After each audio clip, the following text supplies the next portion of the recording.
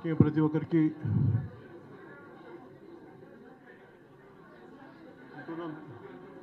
బయట external security వాళ్ళకి నా పర్సనల్ సెక్యూరిటీ కాకుండా మిగతా వాళ్ళంతా దయచేసి ఇక్కడి నుంచి వెళ్ళిపోవాల్సింది కోరుతున్నాను. ప్రెస్ మీట్ ఇది, దయచేసి మీ అందరూ ఇక్కడికి వచ్చిన బయటకు వచ్చిన వాళ్ళు కూడా దయచేసి కొంచెం అర్థం చేసుకొని సహకరించవలసింది కోరుకున్నాం. Thank you. ఆంధ్రప్రదేశ్ రాజధాని మీడియా ప్రతినిధులందరికీ, ప్రతి ఒక్కరికి నా హృదయపూర్వక నమస్కారాలు. మీకు అందరికీ మనస్ఫూర్తిగా జనసేన పార్టీ తరఫున సుస్వాగతం పలుకుతున్నాయి ప్రెస్ మీట్కి. ఇంతకుముందు ఇన్ఫార్మల్ ప్రెస్ మీట్స్ చేశాం, కానీ పార్టీ తరఫున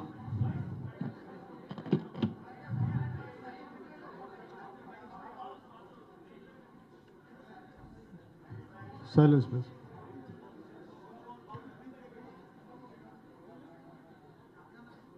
ఇది జనసేన పార్టీ స్థాపించి మొట్టమొదటిసారిగా ఇది ఆంధ్రప్రదేశ్ రాజధాని అమరావతిలో జరుగుతున్న మొట్టమొదటి informal press meet, formal press meet. దీనికి ముఖ్య ఉద్దేశం, ఈ సందర్భంగా నేను మీకు చెప్పదలుచుకునేదాకా ఉద్దానం అంటే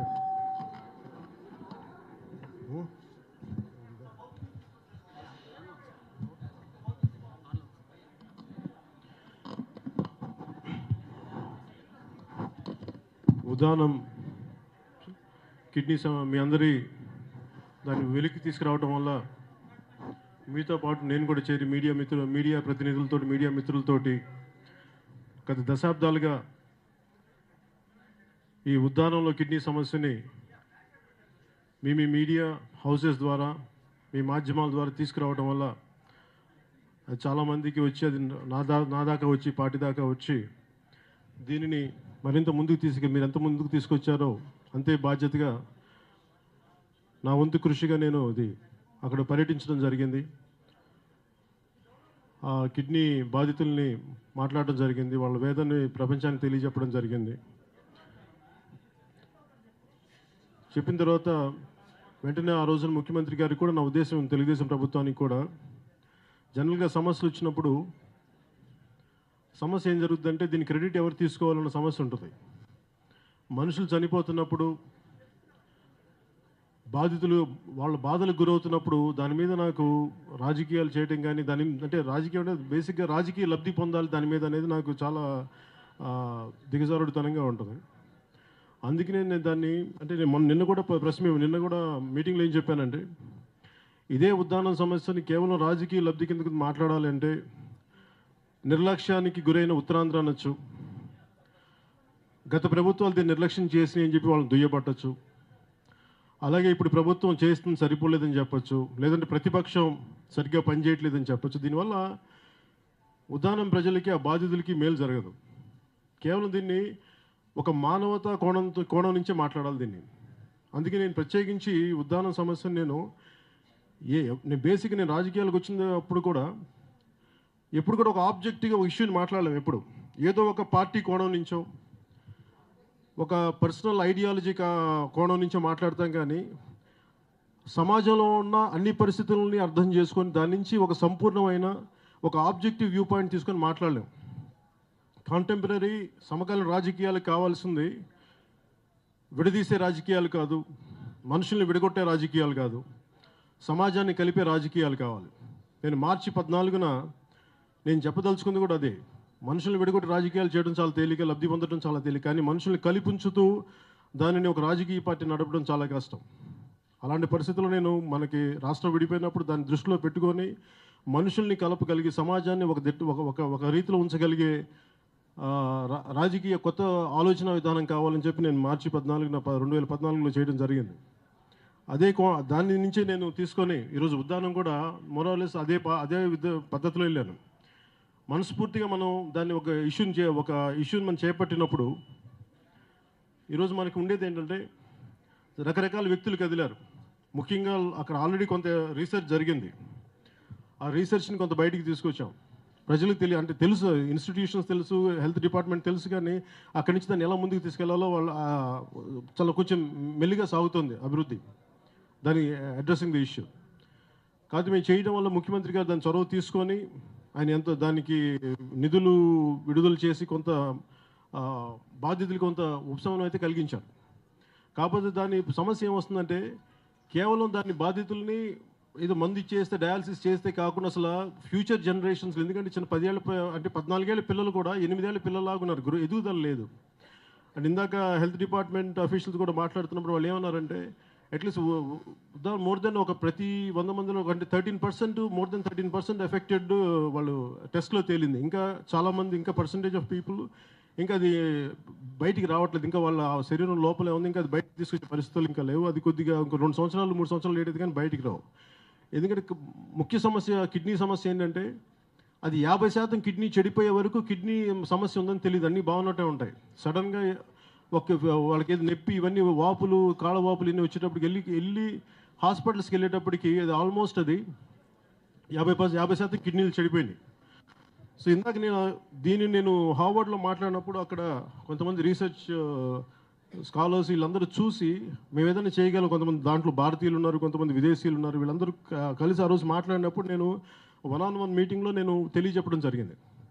ఆ తెలియజెప్తున్నాను, మీరు ఏదైనా చెప్తే మేము ఇనిషియేటివ్ తీసుకుని మేము కొంత వస్తాం, కావాలంటే దాన్ని ఆ రూట్ కాజ్ కనుక్కోవడానికి మేము ఒక రీసెర్చ్ సెంటర్ కూడా మేము పెడితే మేము దాని కింద స్వచ్ఛందంగా పనిచేయడానికి వస్తాం అని చెప్పేసి. ఎందుకంటే హార్వర్డ్లో రకరకాల పరిస్థితుల మీద అధ్యయనాలు జరుగుతూ ఉంటాయి.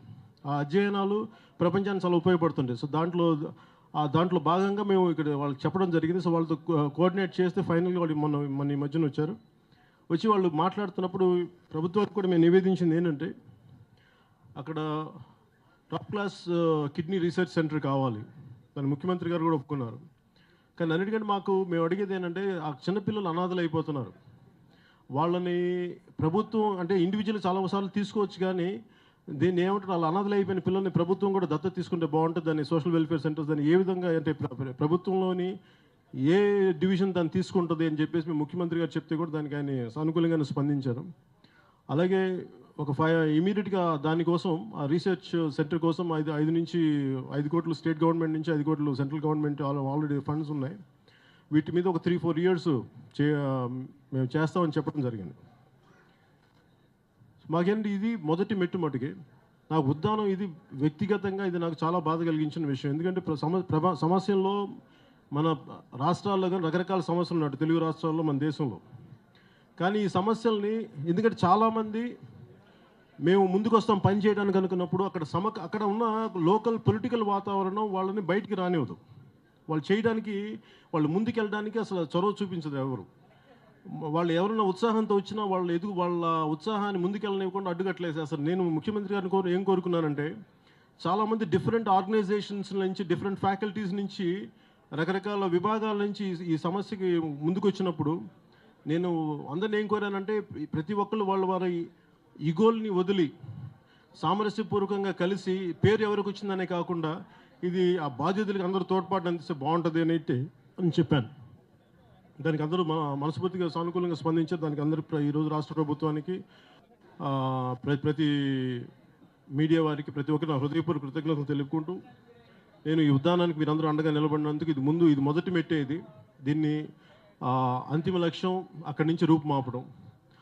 దాన్ని రూపుమాపే వరకు జనసేన అలా దీనికోసం నిరంతరం పోరాటం చేస్తున్నాం. అలా జనసేన తరపున చాలామంది పనిచేసే శాస్త్రవేత్తలు కానీ, సామాజిక శాస్త్రవేత్తలు, అలాగే ఈ జన్యున్ నిపుణులు వీళ్ళందరూ కూర్చొని ఉన్నారు. సో వాళ్ళందరితో కూర్చోబెట్టి ప్రభుత్వంతో మేము ఒక కోఆర్డినేట్ చేసుకొని జనసేన తరపు నుంచి కూడా మేము ఈ సమస్యకి మరింత ముందుకు సమస్యని పరిష్కార దిశగా మరింత ముందుకెళ్తాం మనస్ఫూర్తిగా తెలియజేసుకున్నాం.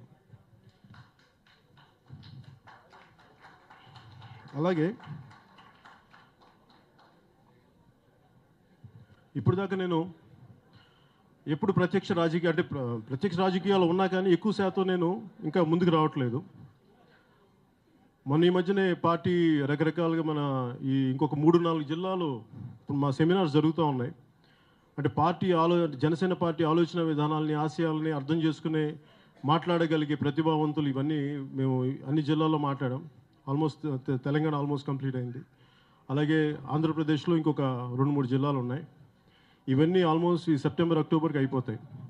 అక్టోబర్ నుంచి అక్టోబర్లో కానీ అక్టోబర్ తర్వాత కానీ ఎక్కువ శాతం నేను ప్రజల్లోకి వచ్చే సమస్యలను తెలుసుకొని వాటికి ఎంత ఆకలింపు చేసుకోవడానికి అర్థం చేసుకోవడానికి నేను మరింత దాన్ని ఈ అక్టోబర్ నుంచి నేను ప్రత్యక్ష రాజకీయాల్లోకి నేను రావడానికి సిద్ధంగా ఉన్నాను. ఎందుకంటే అప్పటికి నాకు ఈ కమిటీ ఒక సినిమా కూడా అయిపోతుంది. తర్వాత నా సమయంలో ఎక్కువ భాగం మూడు వంతుల భాగం నేను దాదాపు 2 నుంచి 3 వంతుల భాగం నేను రాజకీయాలకే కేటాయించబోతున్నాను అక్టోబర్ నుంచి. అలాగే ఈ ముఖ్యమంత్రి గారితో నేను భేటీ అయినప్పుడు నేను వారిని ఏమడిగిందంటే ఈ జిఎస్టీ గురించి కూడా మాట్లాడాను. చేనేత కార్మికుల జిఎస్టీ గురించి కూడా అది వారి దృష్టికి తీసుకెళ్ళాను. అది మాట్లాడుతున్నప్పుడు నా సమస్య అక్కడ ఏమొచ్చిందంటే ఈ జిఎస్టీ అనేది సెంట్రల్ పరిధిలో ఉంటుంది. అలాగే మెయిన్గా చేనేత కార్మికుల్లో కూడా ఈ లబ్ధి మన దెబ్బతింటుంది కాదా ఈ సపోజ్ జిఎస్టీ గురించి ఏదైనా స్టేట్ గవర్నమెంట్ ఏదైనా ఇనిషియేటివ్ తీసుకుంటే దాన్ని కొంచెం వాళ్ళకి ఏదైనా తగ్గించగలిగి వాళ్ళకి ఏదైనా ఇన్సెంటివ్స్ అని ఇవ్వగలిగితే స్టేట్ గవర్నమెంట్ కొంచెం ఆ జిఎస్టీ చేనేత రంగం మీద పడ్డ భారం కొంచెం కొంత తగ్గచ్చు అని చెప్పి తెలియజేయడం జరిగింది. ఎంతవరకు సానుకూలంగా స్పందిస్తారో నేను వేచి చూడాలి. ఎందుకంటే ఇది కేంద్రం సబ్జెక్ట్ కాబట్టి స్టేట్ కంట్రోల్ లేని సబ్జెక్ట్ కాబట్టి స్టిల్ నేను కేంద్రానికి తెలియజేయమని వారిని కోరాను.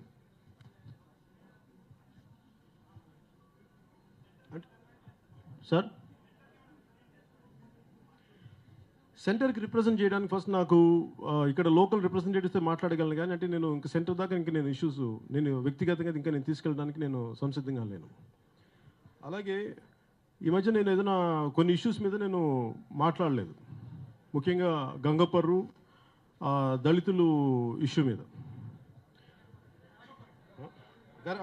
గరగపర్రు. దానికి కారణం బేసిక్గా నేను ఎట్లా ఆలోచిస్తానంటే జనసేన పార్టీ దగ్గర నుంచి కానీ మేము బేసిక్ మా ఆశయాలు ఏంటంటే మేము విభజించే రాజకీయాలు దాన్ని ప్రజల్ని విభజించే సమాజాన్ని విభజించే రాజకీయాలు చేయడం నాకు కొంచెం భయం వేస్తుంది. ఎందుకంటే నాకు బాధ్యత రాహిత్యంగా అనిపిస్తుంది. గరగపర్రు విషయంలో నేను చెప్పదలుచుకుంది ఏంటంటే అక్కడ కేవలం అల్లూరి సీతారామరాజు గారి విగ్రహం పెట్టి అంబేద్కర్ గారి విగ్రహం పెట్టడం వల్ల దాన్ని ఎవరు ఒప్పుకోకపోవడం ఎన్ని ఇబ్బందులన్నీ జరిగినాయి, రకరకాల గొడవలు జరిగినాయి. కాకపోతే ఇది నేను మాట్లాడితే వచ్చే చాలా సున్నితమైన అంశం. నేను వచ్చి మాట్లాడితే సమస్య ఏమవుతుందంటే ఇంక్లూడింగ్ మన ఆక్వా ఫుడ్ పార్క్లో కూడా నేను అక్కడికి రమ్మంటే నేను ఎందుకు ఆలోచించానంటే నాతో పాటు అనేక మంది ఉత్సాహవంతుల యువత వస్తారు, వాళ్ళతో పాటు ఎలాంటి సంఘ విద్రోహ శక్తులు చేరుతాయో నాకు తెలీదు. అందుకని ఇలాంటి పర్సనల్ విజిట్స్ చేయటం గరగపర్రులు కూడా విజిట్ చేయకపోవడానికి ముఖ్య కారణం అదే.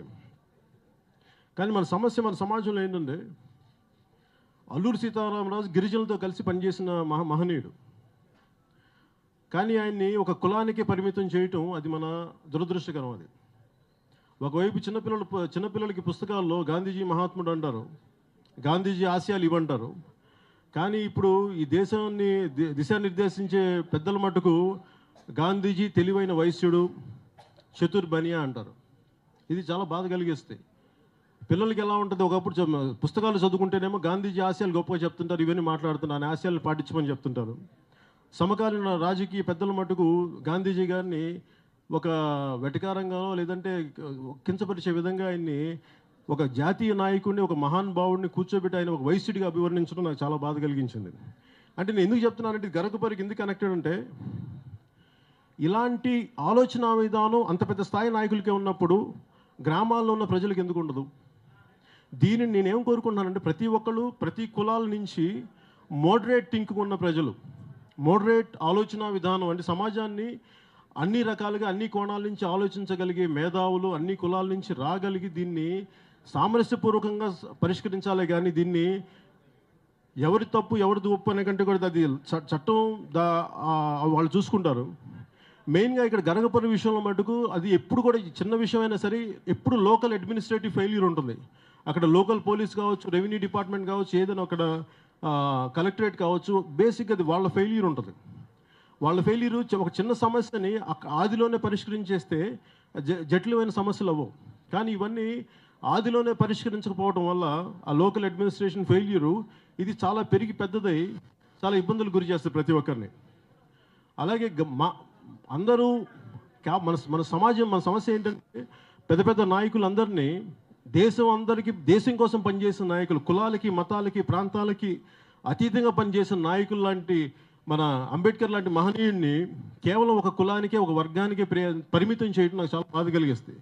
నిజంగా అంబేద్కర్ మహనీయుడిని మనం అర్థం చేసుకోవాలి అంటే ఆయన కాన్స్టిట్యూషన్ అసెంబ్లీ డిబేట్స్లో ఆయన మాట్లాడిన విధానం కానీ, ఆయన జీవిత చరిత్ర కానీ, ఆయన గురించి ఆయన ఆ సిద్ధాంతాలు కానీ నిజంగా అకలింపు చేసుకొని మాట్లాడితే ఆయన ఈ దేశంలో కేవలం ఒక వర్గానికి నాయకుడిగా కదా, ఆయన ప్రతి ఒక్కరికి చాలా ప్రీతమ నాయకుడు అవుతాడు. అది మనందరం అర్థం చేసుకోవాలి. దయచేసి దీన్ని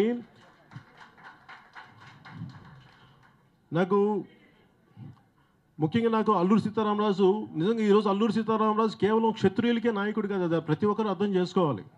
అల్లూరి సీతారామరాజు ప్రతి గిరిజనులతో కలిసి పోరాడిన వ్యక్తి, అది హైలైట్ చేయగలగాలి ప్రతి ఒక్కళ్ళు. అంతేగాని అది దళిత వర్గాలు కూడా, ఎస్సీ వర్గాలు కూడా అర్థం చేసుకోవాల్సింది.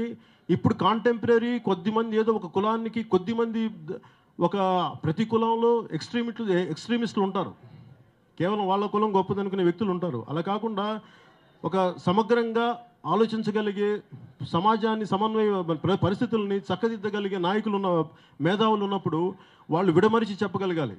అంటే ప్రతి కులంలో చాలా గొప్ప వ్యక్తులు ఉంటారు, అంతేగాని చాలా ఒక్కోసారి తక్కువ దిగజారుడు ఆలోచన విధానంతో కూడా ఉంటారు. అంటే మొన్న ఈ మధ్యన నేను ఏదైనా ఒక మాట మాట్లాడాలి అంటే, మన భీమవరంలో కూడా లాస్ట్ 1 or 2 years బ్యాక్ నా కటౌట్ లేదు చించారని చెప్పి దాని మీద కూడా పెద్ద గొడవ జరిగింది. నేను దానికి కూడా ఎందుకు స్పందించలేదంటే, నేను వెళ్తే దాన్ని ఒక కుల గొడవగా చేసేయడానికి సిద్ధపడేయడానికి చాలామంది ఉంటారు రెడీగా. నా ఉద్దేశం ఏంటంటే, ఇక్కడ సమాజాన్ని విభజించి పాలించే రాజకీయాలు కంటిన్యూస్గా జరుగుతూనే ఉన్నాయి. ఇంక వాటిని ఆపేసి సమాజాన్ని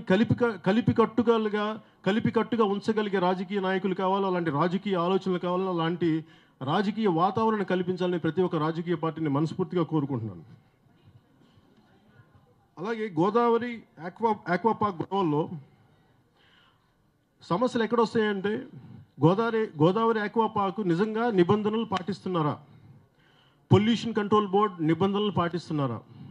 ముఖ్యంగా వీటి మీద నేను ముఖ్యమంత్రి గారితో చర్చించలేకపోయిన సమయం లేకపోవడం వల్ల నేను వారిని రాష్ట్ర ప్రభుత్వాన్ని నేను కోరుకునేది నిజంగా గోదావరి ఆక్వాపార్క్ నిజంగా కానీ వాళ్ళకి నిబంధనలు పాటించుంటే అది ప్రజలకి తేటతెల్లని చేయాల్సిన పరిస్థితులు ఉన్నాయి. లేకపోతే సమస్య ఏమవుతుందంటే, ఇప్పుడు ఉదాహరణకి మన దేశంలో వచ్చే సమస్యలకి బయట దేశాలు వచ్చే సమస్యలకి చిన్న ఉదాహరణ ఏంటంటే, ఈ మధ్య నార్వేలో, నార్దర్న్ పార్ట్ ఆఫ్ నార్వేలో ఫిషర్మ్యాన్కి, అక్కడ లోకల్ ఫిషర్మ్యాన్కి, అక్కడ లోకల్ ఆయిల్ ఎక్స్ప్లోరేషన్ కంపెనీస్కి చిన్న గొడవ జరిగింది. అక్కడ జరిగినప్పుడు ఏమవుతుందంటే, కేవలం అది అక్కడ ఒకటే జాతి, నార్వేజియన్స్ ఒకటే జాతి, ఒకటే రంగు, ఒకటే వర్ణం, వాళ్ళకు వచ్చే సమస్య కేవలం అది ఒక హెల్త్ ఇష్యూసే వస్తుంది, ఎన్విరాన్మెంటల్ ఇష్యూస్ వస్తాయి. మనకు వచ్చేటప్పటికి ఎన్ని వృత్తి ఆధారిత కులాలు. ఇప్పుడు గోదావరి ఆక్వాపార్క్ పెడితే అక్కడ మేజర్గా ఇంపాక్ట్ అయ్యేది అంటే, నేను నిబంధనలు పాటించి అన్నీ బాగుంది. నేను ఆ రోజున గోదావరి ఆక్వాపార్క్ గురించి అడుగుతున్నప్పుడు కూడా నిబంధనలు నిజంగా పాటించి ఉంటే నాకు తెలిసి ఈ సమస్య రాదేమని అనుకున్నాను. నాకు తెలిసి అక్కడ నిబంధనలు సరిగ్గా పాటించట్లేదా ఆ యాజమాన్యం అని అన్నారు. ఎందుకంటే వాళ్ళు వచ్చి నాకు కూడా ఒక ఇన్విటేషన్ ఇచ్చారు, మేము వచ్చి మాట్లాడతాం మీతోటి. నా ఉద్దేశం ఏంటంటే, ఇది వ్యక్తిగతంగా నేను హ్యాండిల్ చేసేది కాదు, ఇది పొల్యూషన్ కంట్రోల్ బోర్డు వాళ్ళు హ్యాండిల్ చేసి చిత్తశుద్ధిగా నిజంగా అది ప్రజలకి హాని కలిగిస్తుందంటే దాన్ని ఎలా చేయాలి, దాన్ని ఎలా ఆపాలా, లేదంటే వాళ్ళకి జరిగిన నష్టాన్ని ఎలా పూడ్చాలా, లేదంటే బాగుంది అంటే ప్రజలకు ఎలా నచ్చ చెప్పాలనేది ప్రభుత్వం. దీన్ని నా ఉద్దేశం ఏంటంటే, అన్ని లా అండ్ ఆర్డర్తోటో పోలీస్ శాఖతోటో మనం సమస్యలకు పరిష్కారం చేయలేం. దీన్ని ప్రభుత్వం కొంత ఒక డైలాగ్లో, ఒక డిబేట్లో పెట్టి ప్రజల్ని కూర్చోబెట్టి నిజంగా నిబంధనలు కానీ అతిక్రమించుంటే దయచేసి దాన్ని ప్రభుత్వం సానుకూలంగా దాన్ని చూడాలని నేను మనస్ఫూర్తిగా గోదావరి ఎక్కువ ప్రజల తరపు బాధితుల తరపు నేను కోరుకుంటున్నాను.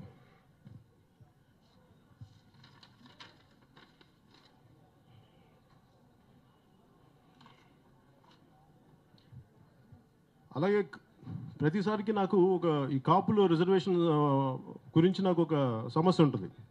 నాకు దీంట్లో సున్నితమైన అంశం ఏంటంటే, నేను కాపు కులానికి చెందినవాడిని. నాకు చిన్నప్పటి నుంచి నాకు కులాలు, మతాలు, ప్రాంతాలు నాకు ఎప్పుడు తెలియదు. కాకపోతే రాజకీయాలకు వచ్చాక, ఇది నేను సినిమాల్లో ఉంటే నాకు కులాలతో అవసరం లేదు, కానీ రాజకీయాల్లోకి వచ్చి ఖచ్చితంగా కులం మీద ఒక అవగాహన కావాలి. అది నాకు ముందు నుంచి ఉంది, కానీ కాకపోతే నాకు అంత అవసరం లేకపోతే ఎప్పుడు దాన్ని నేను మాట్లాడలేదు, నేను దాన్ని పాటించలేదు. కాకపోతే ఇప్పుడు ఈ సున్నితమైన ఒక పొలిటికల్ పార్టీగా దీన్ని వచ్చాక దీని గురించి మాట్లాడాల్సిన అవసరం అయితే ఉంది. నా ఉద్దేశం ఈ కాపుల రిజర్వేషన్కి ఏంటంటే, ఇది డిమాండ్ కొన్ని దశాబ్దాలుగా ఉన్నప్పుడు దాన్ని నిరంతరంగా ఎక్కడ కూడా బ్రేక్ లేకుండా అది ఎక్కడంటే ఏదైనా ఒక సమస్య ఉన్నప్పుడు దాన్ని ఎక్కడ బ్రేక్స్ లేకుండా మధ్యలో కొన్ని ఆపేసి ఇలా కాకుండా నిరంతరంగా చేస్తుండాల్సింది. మధ్యలో అది ఎందుకు బ్రేక్ వచ్చింది కాంగ్రెస్ గవర్నమెంట్ ఉన్నప్పుడు అన్నది నాకు ఒక ఆలోచన ఉంది. అలాగే తెలుగుదేశం పార్టీలో ఆ రోజు మేనిఫెస్టోలో పెట్టినప్పుడు అప్పుడు ఎవరు అభ్యంతరాలు చెప్పలేదు. అండ్ ఇంక్లూడింగ్ నేను అనేది బీసీసీఎల్ ఆర్ కృష్ణయ్య గారు కూడా వారికి క్యాన్వాసింగ్ చేశాను హైదరాబాద్లో. వారు ఎమ్మెల్యే కూడా గెలుపొందారు. నేనేంటంటే అలాంటి ఇప్పుడు రిజర్వేషన్ మేనిఫెస్టోలో పెట్టినప్పుడు అప్పుడు లేని సమస్యలు ఇప్పుడు ఎందుకు వచ్చినాయి, దాని గురించి కూడా అందరూ మనస్ఫూర్తిగా బయటికి రావాలి. ఒకళ్ళు నిజంగా అది బీసీ కులాలకి నష్టం కలిగిస్తే ఒకళ్ళ నష్టాన్ని మనం ఏ విధంగా నివారించవచ్చు అని చెప్పి దీన్ని ప్రజలకి ఎలా తెలియజేయాల్సిందంటే దీనిని చాలా సానుకూలంగా సామరస్యపూర్వకంగా ఎవరికి ఇబ్బంది కలగకుండా పరిష్కరించాలి. ఇది కాకపోతే ఒకళ్ళు రెచ్చగొట్టే విధంగా దయచేసి ఎవరు కూడా దాన్ని రెచ్చగొట్టే విధంగా దీని మీద రాజకీయాలు చేయకూడదు. ఎందుకంటే ఒక కులం మీదో ఒక మతం మీదో కొద్దిమంది ప్రాంతీయుల మీదో దేశాన్ని కానీ రాజకీయాలను కానీ సమాజాన్ని కానీ నడపలేము. దయచేసి దాన్ని అందరూ అర్థం చేసుకొని ఒకవేళ ఏమైనా కష్ట నష్టాలు ఉంటే లోటుపాట్లు ఉంటే దాన్ని సవరించుకొని కమిషన్కి మనస్ఫూర్తిగా చెప్పవలసిందిగా నేను కోరుకుంటున్నాను.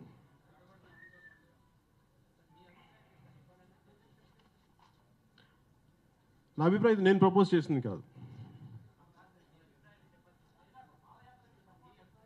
ఎవరిదండి?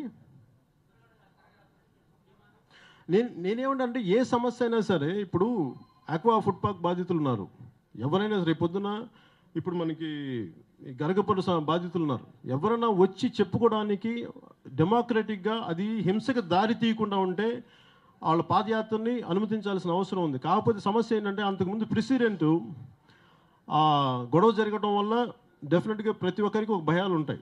దానిని ఎవరెవరు ఏ రకంగా దాన్ని మిస్యూజ్ చేస్తారో అన్న ఆలోచన అందరికీ ఉంది. అది ప్రభుత్వం కూడా దాన్ని జాగ్రత్తగా ఆలోచించి నాకు తెలిసి ఒకవేళ వాళ్ళు వెళ్ళాల్సి వస్తే దాన్ని పాదయాత్ర చేయాల్సి వచ్చి జెన్యూన్గా వాళ్ళు చేయగలిగితే దాన్ని వాళ్ళకి పాదయాత్రకు అనుమతి ఇవ్వాలని మనస్ఫూర్తి కోరుకుంటున్నాను. ఒకళ్ళు చెప్పండి.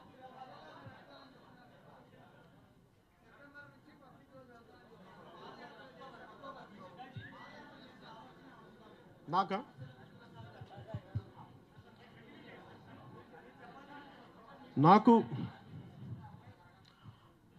పాదయాత్రలు చేస్తానా లేదంటే ప్రజల్లోకి వెళ్ళాల్తాను. నాకేమవుద్దంటే నాకు పాదయాత్ర చేయడానికి నేను చాలా సంవత్సరాల నుంచి సిద్ధంగా ఉన్నాను. అంటే 2014 నుంచి సిద్ధంగా ఉన్నాను. ఇప్పుడు నా కారే నాకు వెళ్ళనివ్వరు, అది నా సమస్య.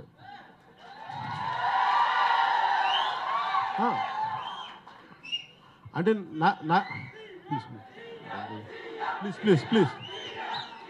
ప్లీజ్ అమ్మా ప్లీజ్ దయచేసి అంటే నేను అనేది ఏంటంటే నాకు పాదయాత్ర కానీ నిజంగా నన్ను అభిమానించే ప్రతి ఒక్కరు కానీ జనసేన అభిమానించే ప్రతి ఒక్కరు కానీ సహకరించగలిగితే నేను ఖచ్చితంగా పాదయాత్ర చేస్తాను. అది నేనేంటంటే ప్రజల్లోకి వెళ్ళడానికి నేను అది రకరకాల దారులు, ఒకటి పాదయాత్ర కావచ్చు, ఒకటి ప్రజల్లోకి వెళ్ళి రోడ్ షోలు కావచ్చు, లేదంటే మీటింగ్స్ కావచ్చు, లేదంటే 1-on-1 మీటింగ్స్ కావచ్చు, మేధావులతో ఆ ప్రాంతాలతో ఉన్న మేధావులతో మీటింగ్ కావచ్చు, ఆ రోజు మీ సమస్యల మీద మీటింగ్ కావచ్చు, రకరకాల మీద నేను విధానాలతో నేను ప్రజల మధ్యలోకి వెళ్తాను.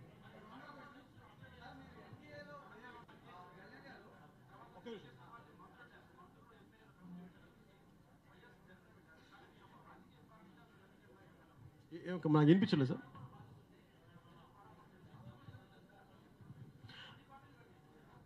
అంటే నేను మిగతా వాళ్ళు వెళ్ళటానికి నేను వెళ్ళటానికి చాలా తేడా ఉంటుంది సార్.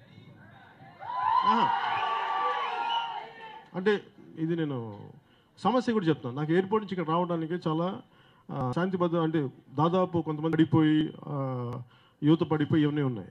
ఇప్పుడు ఇందాక నేను రాగానే ఫస్ట్ మీటింగ్ ఏం చెప్పానంటే నేను గరగపల్లిని వెళ్ళటానికి చాలా, ఎందుకంటే నాకు ఈ భువనగిరి చంద్రశేఖరానికి చుండూరులో మన దళితుల తరపున వాళ్ళకి దాడులు జరిపిన వాళ్ళందరికీ పోరాటం చేసిన వ్యక్తి, వాళ్ళ తరపున అందరికీ పోరాటం చేసిన వ్యక్తి, బాధితుల తరపున ఆయన నాకు చాలా మంచి మిత్రుడు. ఆయన చనిపోయారు క్యాన్సర్ తోటి. అలాగే నేను బేసిక్ దళిత్ ఇష్యూస్ మీద, మన కాస్ట్ అట్రాసిటీస్ మీద నేను ఎంజే అక్బర్ రాసిన చిన్నప్పటి నుంచి కూడా రైట్ ఆఫ్టర్ రైట్ అని పుస్తకం తీసి ఆ రోజు నుంచి నాకు అవగాహన ఉంది. కాకపోతే ఇది చాలా నేను వెళ్తే ఏమైపోద్దంటే నేను చెప్పింది కూడా ఏంటంటే నేను పలకరించడానికి వెళ్తే అది ఇంకొక శాంతి భద్రతల సమస్య అవ్వకూడదని ఒక భయం ఉంది నాకు. కాకపోతే దీనిని నేను రెచ్చగొట్టే విధంగా ఇప్పుడు సమస్య ఇప్పుడు మున్సిపల్ నగర్ ఉంటుంది.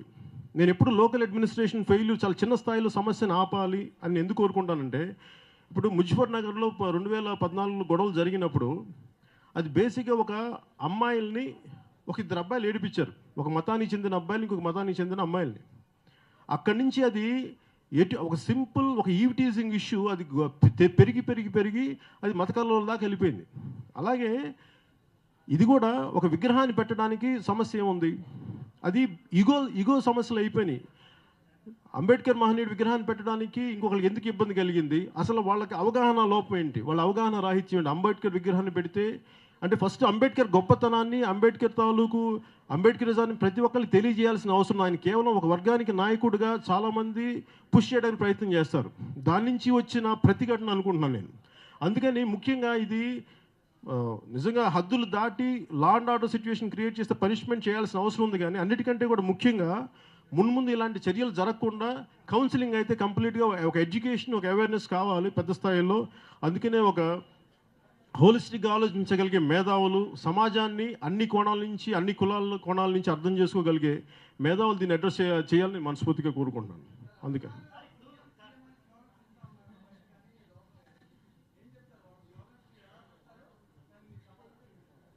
నేను దాని గురించి నిజంగా పెద్ద ఆలోచించానండి. Let me be practical, let me be very practical.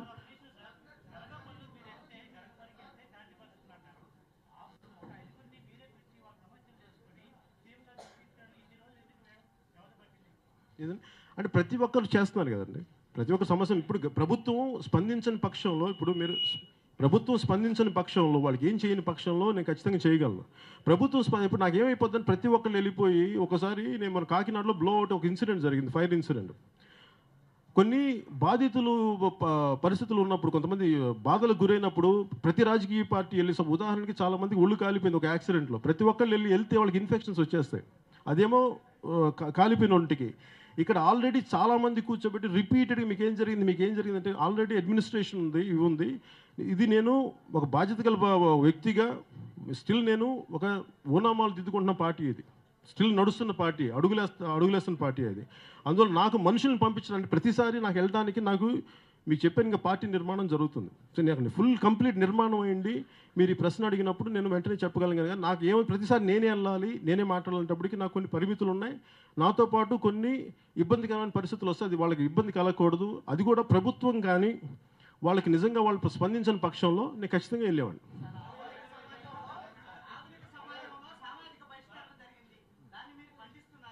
ఖచ్చితంగా ఖండిస్తున్నాను, దాంట్లో అనుమానమే లేదు.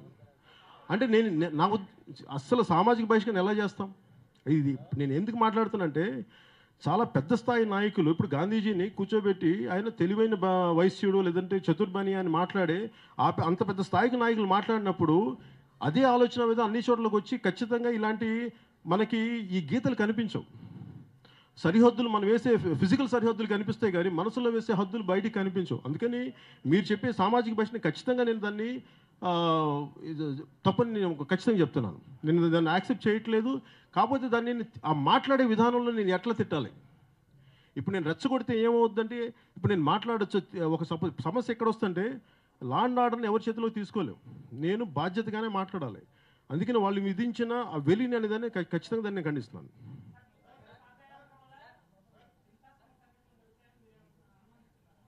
నేనేం అనుమానించట్లేదు, గతంలో జరిగినాయి కదా.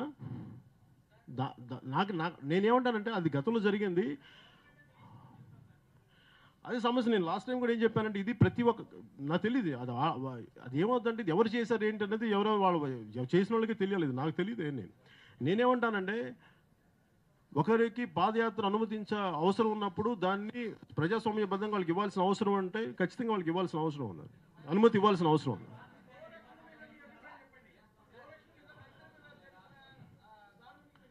నేను ముందు నుంచి చాలా రోజుల నుంచి స్పందిస్తున్నాను సార్. అది నేనేమంటానంటే నాకు ఇంట్లో నేను నా ఫామ్లో నా గోశాల ఉంది. అలాగే భారతదేశ సమాజం రకరకాల ఆచార వ్యవహారాలు ఉన్న సమాజం, చాలా డిఫరెంట్ కమ్యూనిటీస్ ఉన్న సమాజం. ప్రతి ఒక్కళ్ళకి వాళ్ళ ఆచారాలు, వాళ్ళ అలవాట్లు వేరు.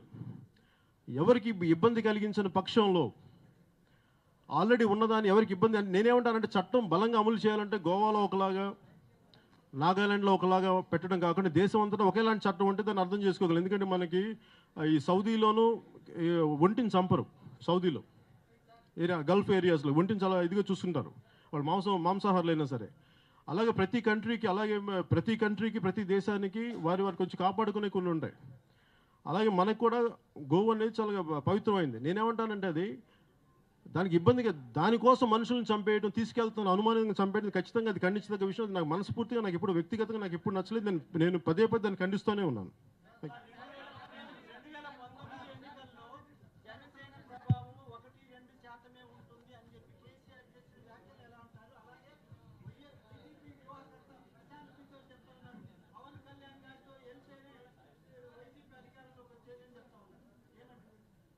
సారీ, నేను రెండోది ఆ మాట అట్లా అన్నారా?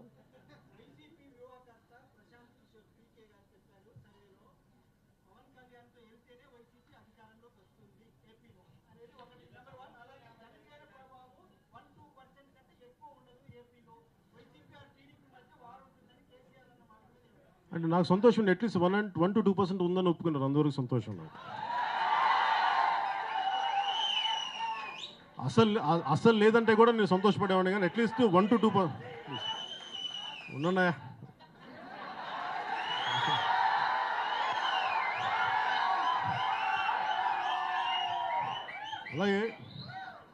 అలాగే ప్రశాంత్ కిషోర్ గారు మీరు చెప్పింది అలా అంటే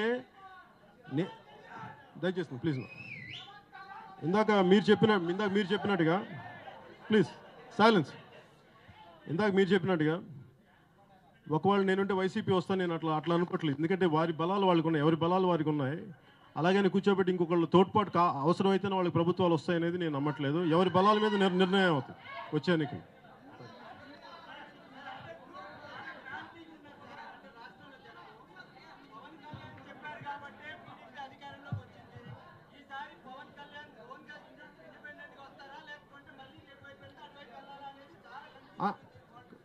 పాలిటిక్స్ కన్ఫ్యూషన్ ఏమో సార్ అంటే ఇప్పుడు ఆ పరిస్థితులకు తగ్గట్టుగా ఎందుకంటే నాకు నిజంగా నా స్థాయి ఏంటి, జనసేన బలం ఎంత అనేది నేను ప్రజల్లోకి వెళ్ళే వరకు నాకు తెలీదు. నా బలం తెలుసుకోకుండా నేను ఎంత బరువు మొయ్యాలనేది నేను ఎలా చెప్పగలను? నేను ప్రజల్లోకి వెళ్ళిన తర్వాత, అందుకే నేను అక్టోబర్ నుంచి నేను బయటకు వచ్చిన తర్వాత అప్పుడు నేను అది టైం వచ్చే కొద్దీ చెప్పగలను. Thank you.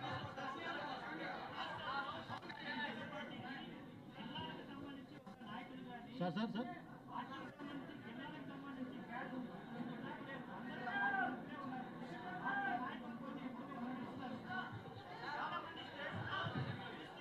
అంటే పార్టీ నాయకత్వాన్ని ఇవన్నీ ప్రకటించడానికి కాదు సార్. ఇప్పుడు అది రాత్రి జరగదండి. అంటే నేను రాగానే నేను పొడి చేస్తాను, కుమ్మేస్తాను అని చెప్పి నేనేం మాట్లాడను. నాకేంటంటే పార్టీ నిర్మాణం చాలా బాధ్యతగా చేయాల్సిందే. అందుకని కొంచెం టైం తీసుకొని ప్రతి ఒక్కరు చేస్తాను.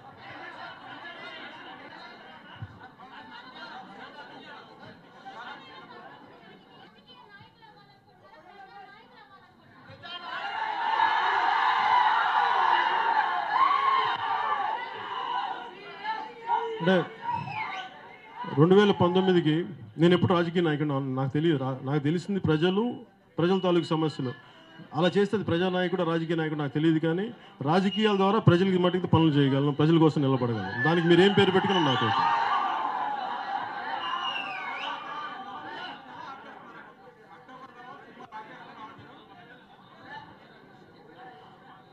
అక్టోబర్ తర్వాత మీరు అడిగిన దానికి ఆల్రెడీ 1-2 సినిమాలు ఒప్పుకున్నాను.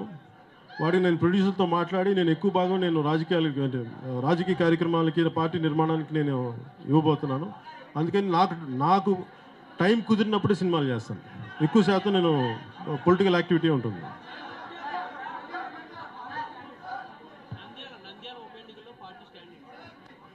నంద్యాల ఉప ఎన్నికల్లో పార్టీ స్టాండ్కి ఇప్పుడు నాకు ఎవరైతే పార్టీలు, ఇప్పుడు మన వైఎస్ఆర్సీపీ ఉంది, టీడీపీ ఉంది, మిగతా పార్టీలు అన్నీ ఉన్నాయి. నేను ఇప్పుడు వెళ్ళి ఎవరికి ప్రకటించాలని నేను ఆలోచించట్లేదు. ఎందుకంటే అది ఉప ఎన్నిక, దానికి అనేక పరిస్థితులు ఉన్నాయి. దాంట్లో ప్రస్తుతానికి నేను ఎంత వెళ్ళాలా లేదా అనేది నేను ఒక ఒకటి 2 రోజుల్లో పార్టీ మన పార్టీ ద్వారా ప్రకటన తెలియజేస్తాను. ప్రస్తుతానికైతే నేను ఇంకా దాని మీద ఆలోచిస్తాను, ఇంకా ఈ నిర్ణయం తీసుకోలేదు.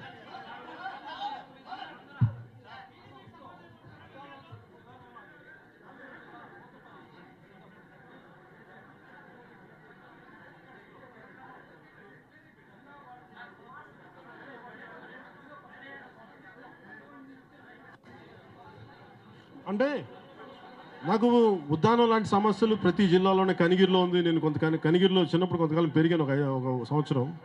అలాగే నెల్లూరు జిల్లాలో కొన్ని సమస్యలు ఉన్నాయి, ప్రకాశం జిల్లాలో ఇవన్నీ ఉన్నాయి. అంటే ఇవన్నీ తెలుసుకోవడానికి ప్రతిసారి నేను అక్టోబర్ నుంచి నేను చేయబోయేదంటే ఇలాంటి పరిస్థితులు ఏమైనా నేను వెళ్ళి ప్రత్యేకంగా పర్యటించి తెలుసుకొని దానికి నా సూచనల సలహాలు నేను ఆ పరిస్థితులు ఏం చేయాలనేది తెలియజేయడం, దాని మీద దృష్టి పెట్టడం చేస్తాను. ఇవన్నీ రిపీటెడ్గా ఫస్ట్ మనం అర్థం చేసుకోవాల్సిందంటే మనం ప్రీ ఇండిపెండెంట్ సమయంలో లేవు. It's the time of opportunistic politics, అవకాశవాది రాజకీయాలున్న కాలం ఇది. దీంట్లో ఫిరాయింపులు కేవలం ఒక పార్టీ చేస్తే, 2 పార్టీలు చేస్తే మనం అర్థం చేసుకోవచ్చు. కానీ ప్రతి పార్టీ చేస్తున్నప్పుడు ఒకడు దొరికితే దొంగలు, దొరకపోతే దొరలు, అంతే. దానికి నేను దీని మీద పెద్ద మాట్లాడటానికి నేను సార్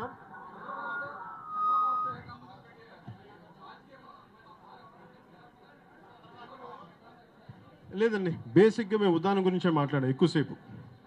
ఏదైనా కూర్చో లేదు అంటే నేను మాట్లాడడానికి ఆ పరిస్థితి రాలేదు. ఒకళ్ళు మాట్లాడదామని అనుకున్నా కానీ నాకు ప్రాపర్ ఆర్గనైజేషన్ లేకుండా నేను కూర్చోబెట్టి ముందుకెళ్ళి ఏం మాట్లాడగలను, అందుకని చెప్పి ప్రస్తుతానికి ఆ టాపిక్ నేను మాట్లాడలేదు.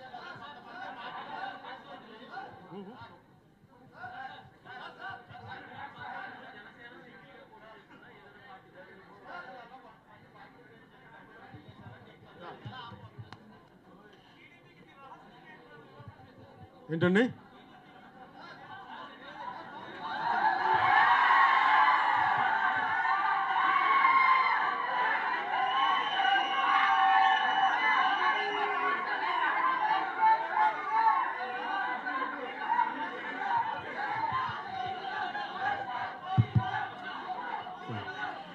టీడీపీకి నేను రహస్య స్నేహితున్నా. అరే నేను భారతీయ జనతా పార్టీకి టీడీపీ కలిపి స్నేహం లేకపోతే ఎందుకు పనిచేస్తాను? ఖచ్చితంగా రహస్య స్నేహం ఉంది, అందరికీ బహిరంగ తెలిసిందే స్నేహం చేశాను. కానీ ఆ స్నేహం ఏంటంటే ప్రజలకు సంబంధించి సడన్ ఒక కామన్ మినిమం ప్రోగ్రామ్ ద్వారా ఆ స్నేహం ఉంటుంది. కానీ ఇప్పుడు నిజంగా నాకు ఆ మధ్య నేను రకరకాల పరిస్థితుల మీద నేను టీడీపీ మీద మాట్లాడినప్పుడు దాంట్లో ఎక్కడ స్నేహం ఎక్కడ ఉంది? కేవలం అంటే స్నేహం ఉన్నది. ఇప్పుడు బంధుత్వం ఉంటేనే మా అన్నయ్య గారిని విభేదించి బయటకు వచ్చిన అలాంటి ఈ రోజున్న స్నేహం మీద మీరు అది రహస్య స్నేహమే ఉంది. నిజంగా రేపు పొద్దున్న ప్రజలకు ఇబ్బంది కలిగించేది ఏదైనా ఉంటే నేను ప్రభుత్వానికి తెలియజేస్తాను, లేదంటే వాళ్ళకి ఎదురెళ్ళడానికి కూడా నాకు ఇబ్బంది ఏం లేదు. అది నాకు నేను ఆ పాయింట్లో నేను క్లియర్గా ఉన్నాను. కానీ దీనిలో రహస్య స్నేహం కానీ రహస్య ఎజెండాలు కానీ ఏం లేవు. అలాగే పార్టీ అంటే ఈ ఉద్దేశంలో వాళ్ళకి బిఫోర్ నేను కన్క్లూడ్ చేయబోయే ముందు ఏంటంటే జనసేన పార్టీ కార్యకర్తలకు కానీ అభిమానులకు కానీ ప్రతి ఒక్కరికి పార్టీ పేరు చెప్పి ఎవరన్నా సరే వాళ్ళ వ్యక్తిగతంగా విరాళాలు సేకరిస్తే దయచేసి అది ఏదైనా ఇట్లా చేస్తే బట్టి దయచేసి మీరు దాన్ని ఖండించవలసిందిగా కోరుతాను. ఎందుకంటే నేను అలాంటి ఫండ్ మేనేజ్మెంట్ ఫండ్ ప్రోగ్రామ్ ఏదైనా ఉంటే నేను అఫీషియల్గా పార్టీ తరపున నేను అనౌన్స్ చేస్తాను. అది పబ్లిక్గా తెలియజేసే నేను నిధులను తీసుకుంటాను కానీ ప్రజల సమస్యలు, అంతేగాని నేను నా పేరు చెప్పి కానీ పార్టీ పేరు చెప్పి కానీ ఎవరిని తీసుకుంటే దాన్ని అది పార్టీ వారి వెనక ఉండదు. దయచేసి దాన్ని ఖండించవలసిందిగా మనస్ఫూర్తి కోరుకున్నాను. ప్రత్యేక హోదాకు బ్రేక్ ఎక్కడ ఇచ్చాము అంటే ప్రత్యేక హోదా అనేది నిజంగా చాలా బాధ కలిగించే విషయం. అంటే ప్రతి ఒక్కరు రకరకాలుగా దాన్ని డైల్యూట్ చేసి కేవలం ఇప్పుడు సోషల్ ప్లాట్ఫామ్స్ వరకు దాన్ని కన్ఫైన్ చేశారు. నాకు చాలా బాధగా ఉంది. అంటే దీని మీద నేను ఒక ప్రణాళిక ప్రకారం నేను వెళ్ళటానికి నాకు ఆలోచన ఉంది. దాన్ని ఏ స్థాయిలో తీసుకెళ్ళాలి ఎలా అనేది నేను ముందు నెక్స్ట్ 1 or 2 months నేను తెలియజేస్తాను. అంతేగాని ప్రత్యేక హోదా నా మనసులోంచి పోలేదు. అలాగే దాని మీద పోరాటం కూడా నేను చేయడం ఆపను. అంటే ఎందుకంటే ఇది కేంద్ర ప్రభుత్వం స్పందిస్తుందా ఇస్తుందా వీటన్నిటికంటే కూడా నాకేంటంటే సింపుల్ సార్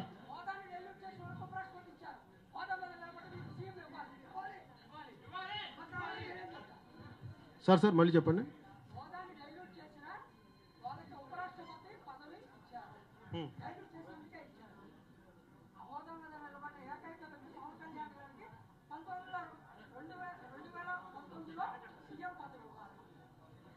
అంటే అలాగా సార్ ఇది అంటే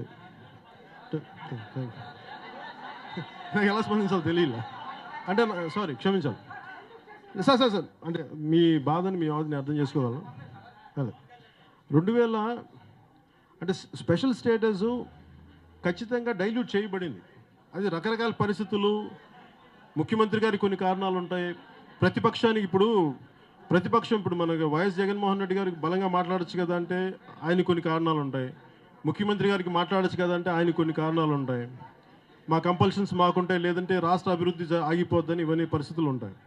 అందుకని వీటిలో నేను ప్రజల పక్షం ఒక ఆబ్జెక్టివ్ వ్యూ తోటి ఖచ్చితంగా కేంద్రానికి దృష్టికి తీసుకెళ్లేలాగా ఒక ప్రణాళిక అయితే ఉంది. దాన్ని ఎలా తీసుకెళ్ళాలి, కాకపోతే దాన్ని ఎంత సామరస్యపూర్వకంగా తీసుకెళ్ళాలి మాకు అంటే నేనేంటి ఆవేశంగా దీని అయితే ఒక ఎమోషనల్గా కాకుండా ఒక మీరు ఏం చేశారు దాని పూర్తి డేటా తోటి ప్రజల్లోకి వెళ్ళాలని నాకు ఆలోచన ఉంది. దాన్ని ఎలా తీసుకెళ్తాను మీకు ముందు తెలియజేస్తున్నాను. Thank you.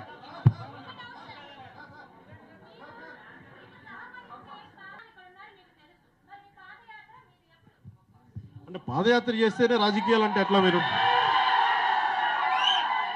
అంటే పాదయాత్ర చేస్తే రాజకీయాలు అనుకుంటే ఏదైనా చేయొచ్చు. బట్ పాదయాత్ర ఒక ముఖ్య ఉద్దేశం ఏంటంటే 1-on-1 సమస్యలు తెలుసుకోవడానికి.